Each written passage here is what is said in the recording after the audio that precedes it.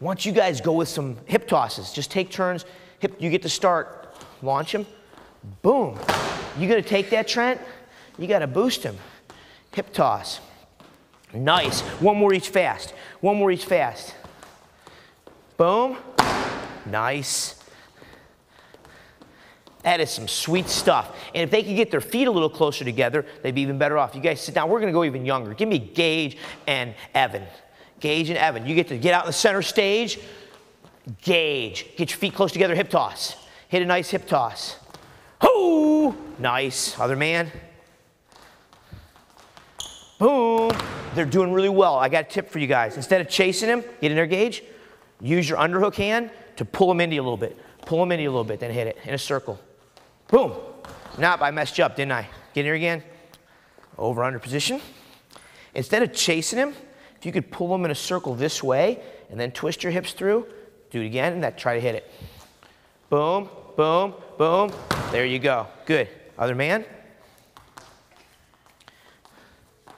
He's circling the wrong way. You want to circle.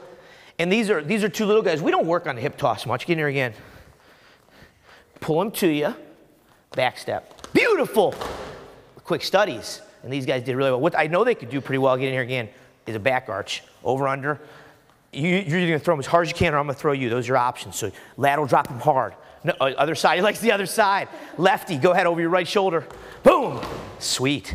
Other man, hit your lateral drop. Whoo! Good speed. Feet are too wide though. You never want to have your feet that wide, Evan. Get in there again. Put your right foot between his legs. Put your left foot right here. Start again. That's where you're going to go. Right, left, throw. Boom, boom, boom.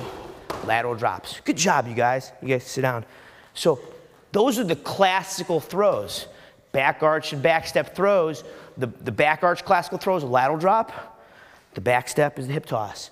Let's start with the chest-to-chest position. Give me Jake. And just take a look at the over-under for a second. From this position here. All right. You're here. You don't want to stand upright. You want to be low. You want to bend your knees. You want to keep your hips down. Okay. You don't want to lean up into the guy and get thrown yourself. All right. The key to a lateral drop is not taking this arm here, but taking it here. So what I'll do on my lateral drop is I'll pull on the lat and I'll feed my overhook in. So this is a low percentage piece of crap move when you fall to your back and get landed on. But if I'm in here wrestling and I go for a single leg and he pulls me up, boom! That's a high percentage lateral drop. And that's the type of action when it's going to be there. I don't usually go out there chasing a guy and forcing it. It's usually something coming from the last tape, maybe like snap, high single, baseball bat to high single, he reacts. I end up in an over-under. You're just going to end up in all these positions and you feel him lean and you throw it. Another thing sometimes that happens is he gets a single leg on me and I pull him up into me and there's my deep overhook and there's my lateral drop. So a lateral drop is not something you just do as a desperation move. It's something that you have in your back pocket, and when the timing's right, you can hit it explosively in a split second. So just like those younger guys are walking the wall, you know, I'm too old for the wall walk. I'm not as flexible as these young guys, but I can still bend my knees, pop my hips, arch, and turn.